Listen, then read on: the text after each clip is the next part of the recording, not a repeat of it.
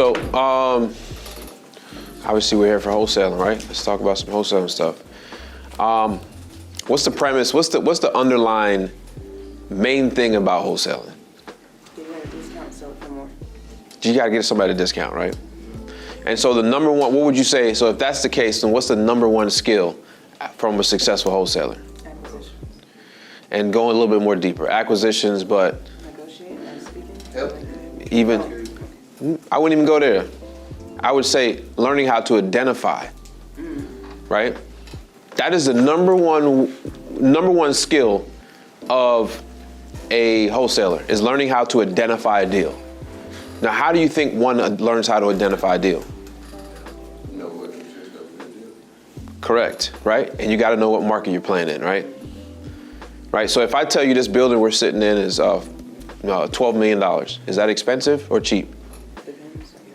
It depends, right? And so you got to know where you playing with, where you playing at, right? If I told you that building across the street over there was $82 million, is that cheap or expensive? Huh? I would say expensive. I don't know. It depends.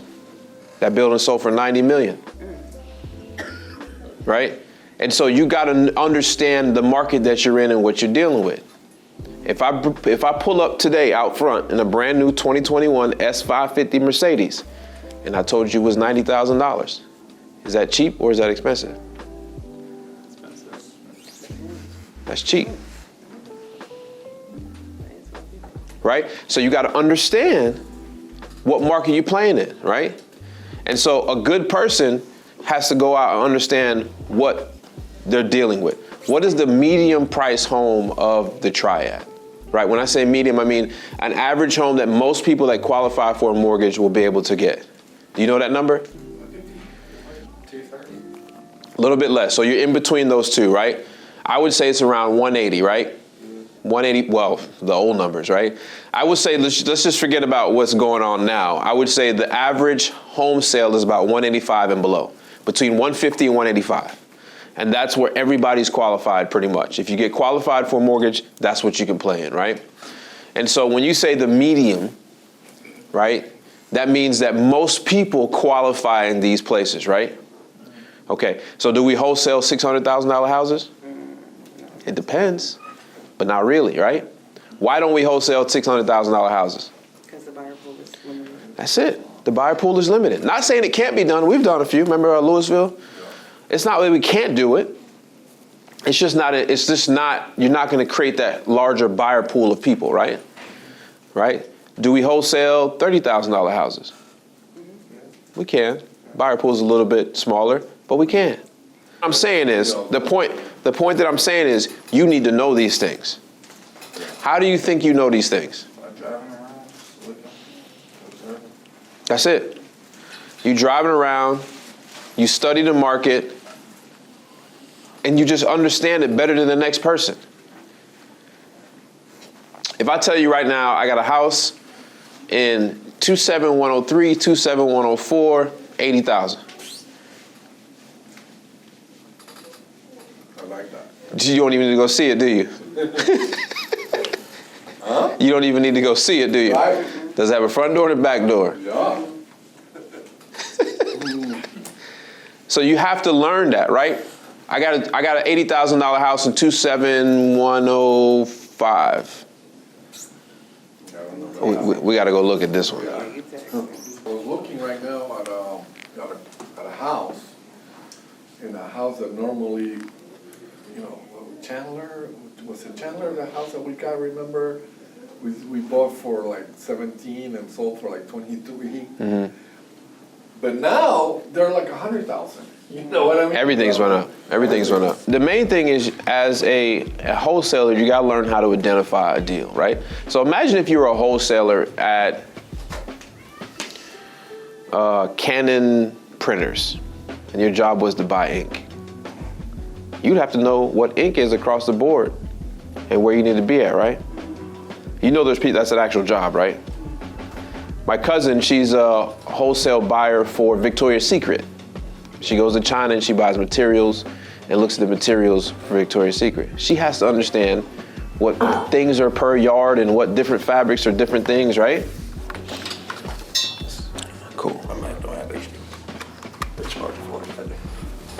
Okay, cool. Is this? And so, I'm just pulling this up, and we'll talk about some things a little bit later on here. But when I first started, this was one of my favorite websites. Deadass, it was just one of my favorite websites because I could sit here and I can see everything that was going on in a certain area, right? If this data is, let's just say it is correct compared to the MLS, and you type an entire zip code in 27103 and there's 80 homes for sale, is that what it's saying? There's 55 agent listings. Let's just say that's correct according to the MLS. Because you don't have access to the MLS, right? Would you say 55 homes in that zip code is a lot or a small amount of homes for sale? Small amount of homes. You're absolutely correct. And then as you start dialing down, and let's talk about affordable homes. Remember we talked about affordable homes? Tell me when you see one that's affordable. Remember the affordable ranges from 185 and below.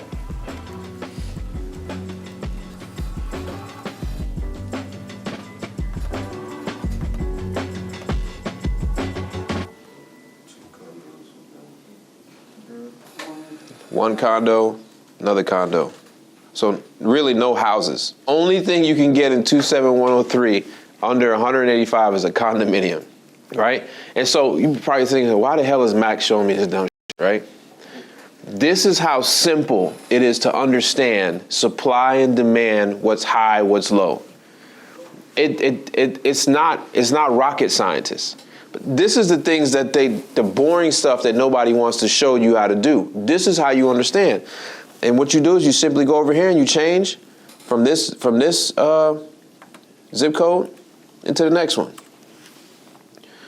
And so even when I wasn't driving for dollars, well, I know exactly where that house is. I tried to buy that 4 years ago. Even if you can't go out there and drive for dollars, you can sit at home and understand this. Where now we move over to 27104, 56 houses. See how many are affordable. That's a townhome or here goes a 2-bedroom, 1 bath. Francis and I flip in this neighborhood quite a bit, right? Now, Francis, just looking at this, okay, they did a decent job. What's one thing you see? I'm talking to Francis. What do you see that throws it off a little bit?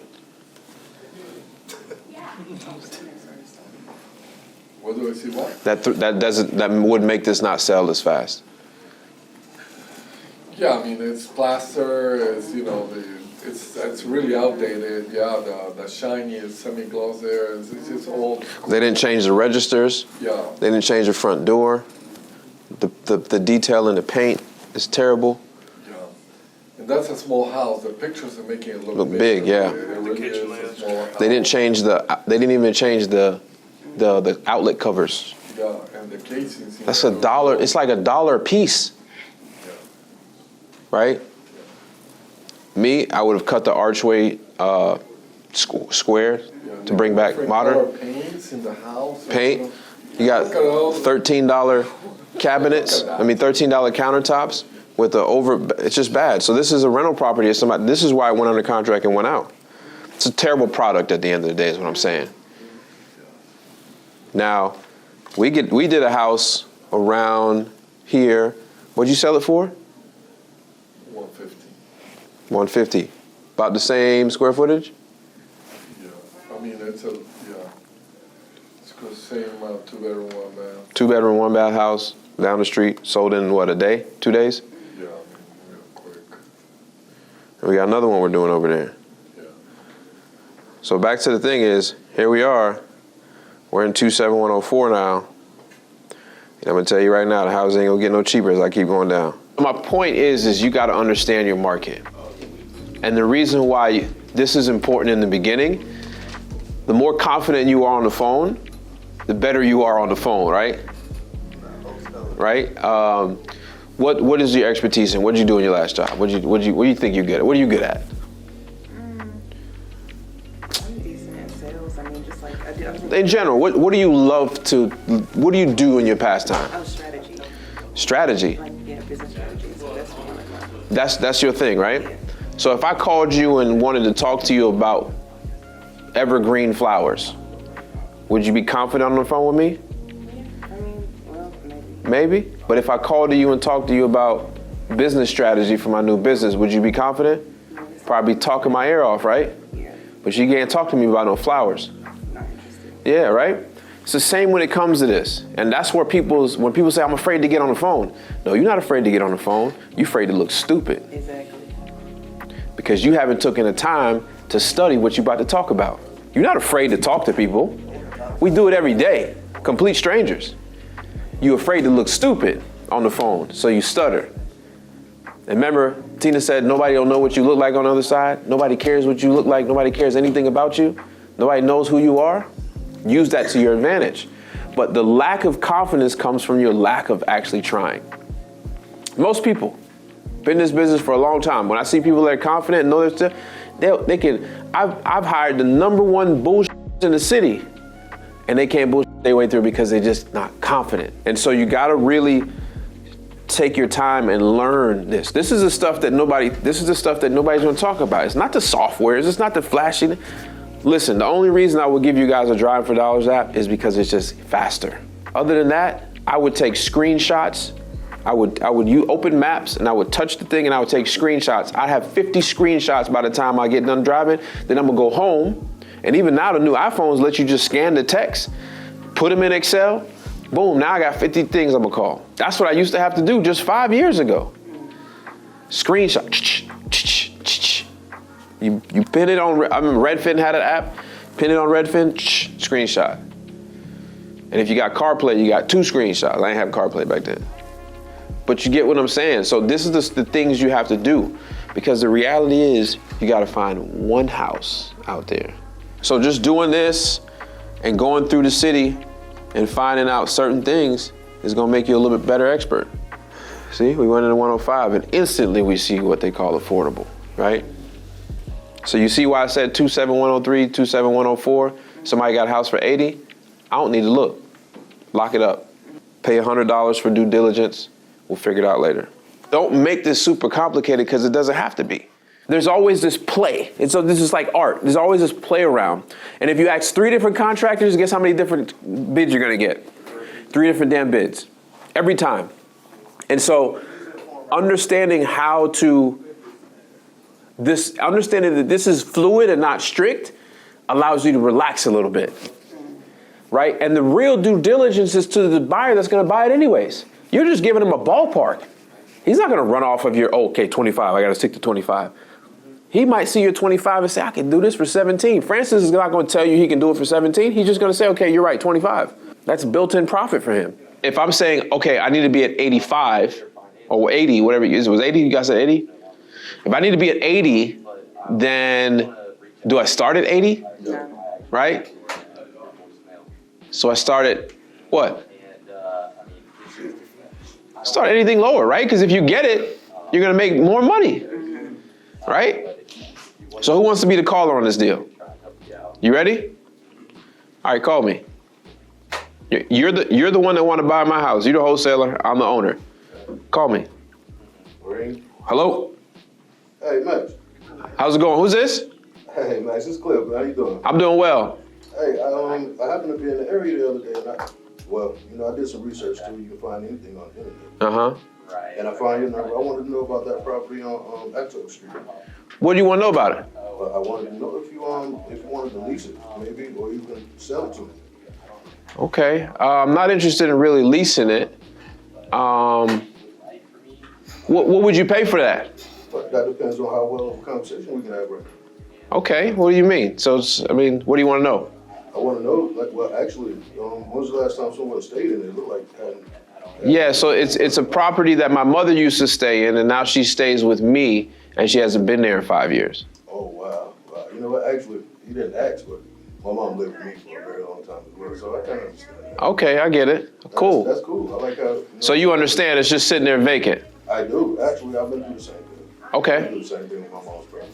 Got it. But, we did something with that one. I'm trying to see if we can work something out with this one. Okay, so. The reason why I chased you down, because I want to buy it. Okay. I want to buy it because it's sitting there and I know it can do well. Unless you thought about doing something with it. I should have asked you that first. I really don't have a desire to be a landlord. Just not, I've had some experience in the past and I just don't like it. I understand. So I would sell it. I just gotta, if I get a good price, I'd sell it today. Oh, really? Yeah, if I got a good price. A good price? Well, have you thought about rehabbing it at all? No, not a rehabber. I can't even remodel my own kitchen. Yeah, well, my company does that. Okay. We can work something out. It might take you a while. Yeah. We can work something out. You can put it on the MLS. We can get you top dollar for it after you. It's going to cost a little bit. I just don't know if I have the time or patience right now to really invest. I'd like to just kind of sell it. All right, well, have you thought about selling it before I called you? It's kind of been like in the back of my mind. I haven't really said I've been actively pursuing it, but since you called, I'm telling you, look, I'd sell it at the right price. I'd sell it today. I mean, it's just sitting there. My mother's not getting any better. My brothers and sisters, they live out of state. They don't want it, and really, my mom has willed it to me. Oh, really? Yeah, she's given it to me. And I'm her power of attorney. So I think if we get a good price, the money would help me kind of take care of my mom a little bit better. While she's still here with us. You know what? I was thinking the same thing. And if it was even possible, once we figure something out, you and your mom could take a little vacation, put a smile on her face or something. I think that would be a good idea, but just got to get the right price on it to make sure that, that she's happy with it too. Even though she's sick, she still wants to have some input as well. Yeah, of course. A smile means a lot. And I want to make you guys happy. Exactly. What's right to give you. Exactly. I came chasing you. I want to make you happy. Definitely want to take care of mom. So the way to make me happy is give me a lot of money. What you offering on it? Well, it depends. I did some stuff before I called you. Okay. And I saw, of course, I saw the text. Mm-hmm. The tax value of it. And if that's what you were thinking, because What's the tax value? I didn't even look. well, I looked. I think I saw like 122 maybe. Okay. Yeah. But that 122, of course, that's what a house that's ready to go on the market. But we are. Oh, so you're saying that's fixed up value is 122? Yeah. Okay. Yeah, of course, I would have to put that money in it after I bought it. So what would you offer me then if you got I know you're an investor, what would you offer me for it? Because it needs some work, but what would you do? What would you want? I mean, I know this was my idea, but I want you guys happy first. I haven't really, I know I say a good price, but I haven't really thought about it. I mean, I can go talk with my siblings and kind of figure out what that good price is, or if you want me to bring them a price, that'll be good too. Well, you said mom was there, right? Yeah, mom is there. I think you two are the decision makers, right? At the end of the day, yes. Of course, we can't leave anybody out because my brother would probably chase me with a stick about it. Yeah. So my brothers may do the same thing, but they don't really care. They don't live in town. So they don't have much say. No, they don't have much say. Well, I mean, if you want me to call you back in maybe an hour or so, I can tell you a number, or I can tell you something now. It's totally up to you. I think if I could take a number now would be good. What were you thinking? I was waiting on you, honestly. If be honest with you, if I could do something like 90,000, I think I would sell it to you. For 90,000? Mm-hmm. All right, well, 90 would be kind of stretching it since I haven't put so much in it. I didn't ask you about the roof, but I did see when I rode past that one of the gutters were hanging off. I had to get that fixed. It's probably about between 7,000 and 10,000.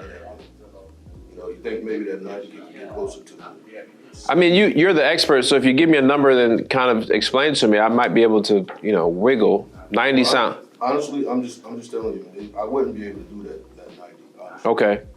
And if you want this done, I want it done quick, which is why I use cash. Okay, so you're gonna pay cash. Cash. Maybe I'm not gonna guarantee you a month, 30 days. I'm not gonna guarantee that, but my cash is good. Okay. This deal will be done. So what number could you give me since 90 is too much? I was thinking maybe 69. 69,000? You wouldn't have to touch anything over there. You get mom dressed up all pretty. You guys get ready to go out there. Got it. So I'm gonna stop the conversation here. You did a phenomenal job on that. Straight up. Like you crushed that. I don't know if you've been watching my videos or what, but you killed that. The only thing I would have done was I would have paused a little bit when I gave you that number of 90,000. I would have paused for about as long as humanly possible, make it awkward. But other than that, you built rapport, you relate the person, the conversation went smooth, your tone, your inflection, you match me. Like that was a call. If you can get somebody on the phone that wants to sell a house, you would buy it. And what happened was you just needed the confidence of the numbers. No, knew that was a good call. And so, have you been cold calling? Well, yeah. Okay, I can tell. No, seriously, that was a good call. Do you guys understand kind of where he was going at with that? He had some personable, relatable stuff in the call, went back to business, personal, relatable, went back to business, and it's this balance. You know, Jordan Belfort calls it the straight line persuasion. You're allowed to keep this conversation inside of these two little lines. Don't let it go outside of there. And you control when it goes up, when it goes down, where it goes. And so that was actually a real damn good call. Yeah, so tomorrow morning, if you guys, whoever's going to be here tomorrow morning, I am flying out sometime in the afternoon. But tomorrow morning, I want to just briefly touch on contracts.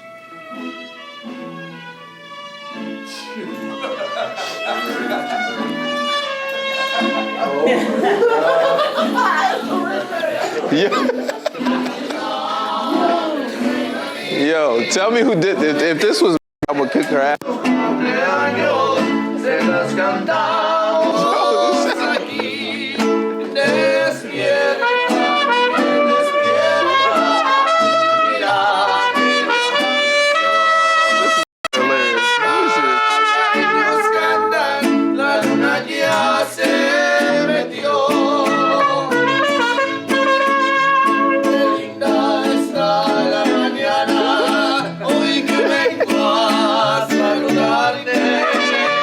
Who set the whole? Is it Machata band?